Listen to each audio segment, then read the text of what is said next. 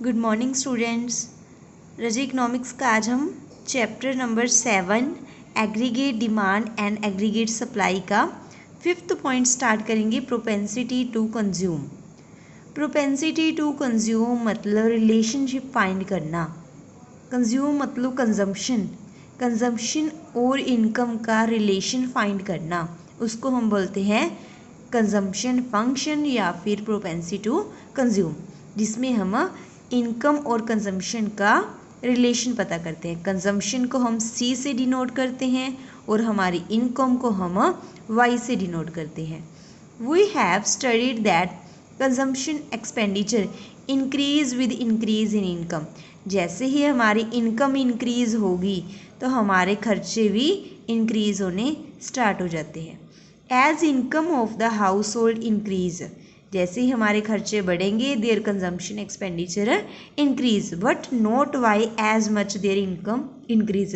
ऐसे नहीं होगा कि हमारी इनकम बहुत ज़्यादा इंक्रीज होने से हमारे खर्चे भी बहुत ज़्यादा इंक्रीज हो जाएंगे, नहीं, उतनी मतलब रेशियो नहीं होती हमारी इनकम के compare. Propensity to consume means the schedule. Propensity to consume मतलब शेड्यूल में शो करना। जो भी हम डाटा शो करेंगे वो हम शेड्यूल में शो करेंगे। That shows the level of consumption at different level of income.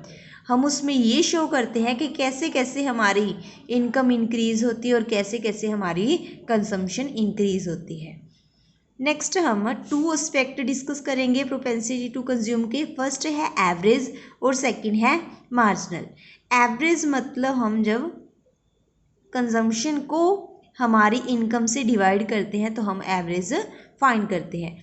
Marginal मतलब चेंज आना, कि हमारी कंजम्पशन में कितना चेंज आया, कि हमारी थोड़ी सी इनकम चेंज होने से हमारी कंजम्पशन में कितना चेंज आया। तो इसका फॉर्मूला है change in C upon change in Y. C मैंने कंजम्पशन और वाई मैंने इनकम। एवरेज मतलब एवरेज फाइंड करना, कि हमारी टोटल करके नंबर ऑफ यूनिट से डिवाइड करेंगे तो एवरेज कैसे निकालेंगे हम, सी अपॉन वाई, मतलब हमारी कंजम्पशन डिवाइड हमारी जो इनकम है उससे डिवाइड करने से हम एवरेज फाइंड करते हैं। तो फर्स्ट देखो एपीसी। एपीसी मतलब average propensity to consume, refers to the ratio. Ratio find करना मतलब डिवाइड करना इसको, टोटल कंजम्पशन को टोटल इनकम से। आगे देखो फॉर्मूला दिया हुआ है APC is equal to C upon Y, consumption upon income. Example देखो ली हुई है। इफ इनकम इज 100 करोड़, मान लो हमारी इनकम 100 करोड़ है एंड कंजम्पशन इज 60 करोड़, और हमारी कंजम्पशन जो खर्चा है वो है 60 करोड़, देन एपीसी कैसे कैलकुलेट करेंगे, एवरेज सी अपॉन वाई। तो सी हमारी कंजम्पशन कितनी है 60 अपॉन 100, तो कितना आ गया 60%, कि हमारी इनकम का 60% हम खर्च कर रहे हैं, मतलब हमारी कंजम्पशन कितनी है 60% है। तो ये होगा एपीसी। नेक्स्ट जो है एपीसी जो लाई करती है हमेशा 0 से 1 के बीच, क्योंकि हमारी जो कंजम्पशन है वो कभी 0 नहीं होती।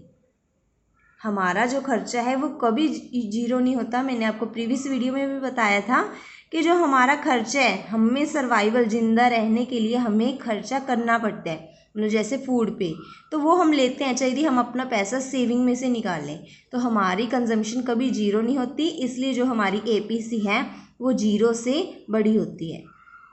अब देखो ये टेबल हो गया, तो इस टेबल को, इस शेड्यूल को हम एवरेज प्रोपेंसिटी टू कंज्यूम निकालना देखेंगे।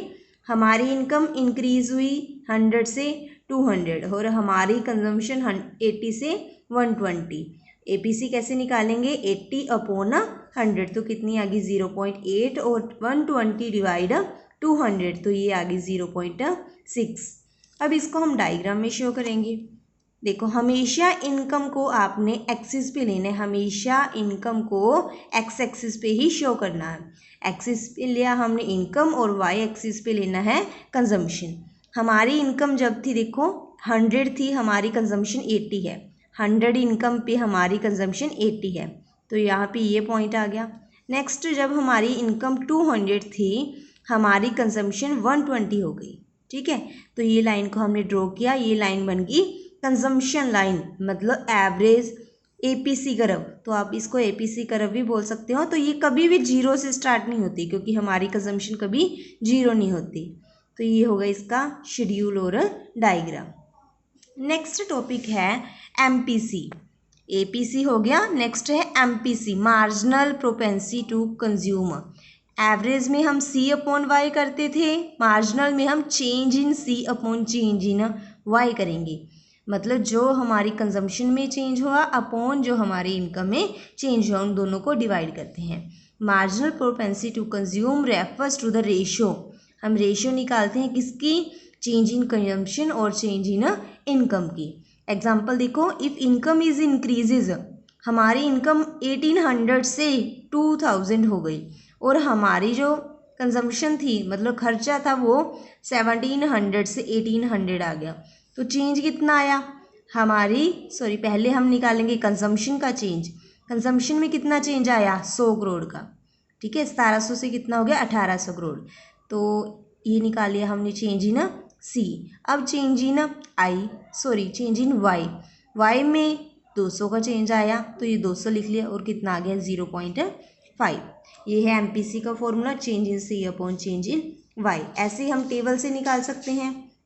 हमारी इनकम में कितना चेंज आया, 100 से 200 हो गई, मतलब 100 का चेंज आया। और हमारी कंजम्पशन में 80 से 140 में हो गई, तो कितने का चेंज आया 60 का। तो हमने चेंज को चेंज से ही डिवाइड करना है, ठीक है। चेंज को चेंज से ही डिवाइड करना है, मतलब 60 अपॉन 100, तो कितना आ गया रजी 0.6। ये हो गया आपका एपीसी और एमपीसी। ये डायग्राम में ऐसे ही हमने शो करना है जैसे एपीसी का किया था। नेक्स्ट देखो, ये एग्जांपल दी हुई है। इफ़ कंजम्पशन फंक्शन, हमें कंजम्पशन फंक्शन दिया हुआ है एफ सी, कितना दिया हुआ है, सी कितना है, सी की वैल्यू हमें ये दी हुई है कि हमारी कंजम्पशन कितनी है 100 प्लस 0.3 वाई। इनकम हमारी दी हुई है 2000 करोड़ एंड 3000 करोड़। हमने फाइंड क्या करना है, level of consumption expenditure at different level, कि हमारी कंजम्पशन कितनी है। ओके, तो देखो कैसे फाइंड करेंगे। इनकम हमारी 2000 करोड़ है, ये तो हमें गिवन ही है। सी हमें दिया हुआ है कितने 100 प्लस 0.3। वाई हमारी इनकम होती है तो वाई की वैल्यू पुट कर दो।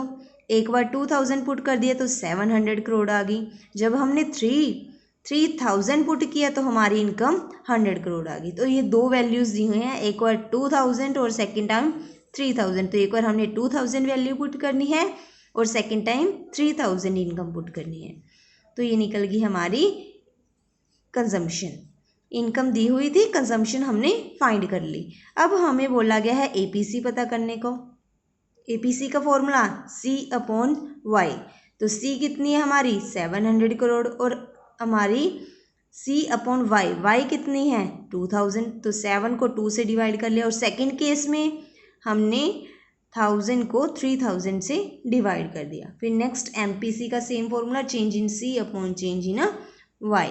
ये हो गया आपका टॉपिक प्रोपेंसिटी टू कंज्यूम। ये आज आपने फुल लर्न करना है और इसके नोट्स बनाने हैं। Okay students, thank you.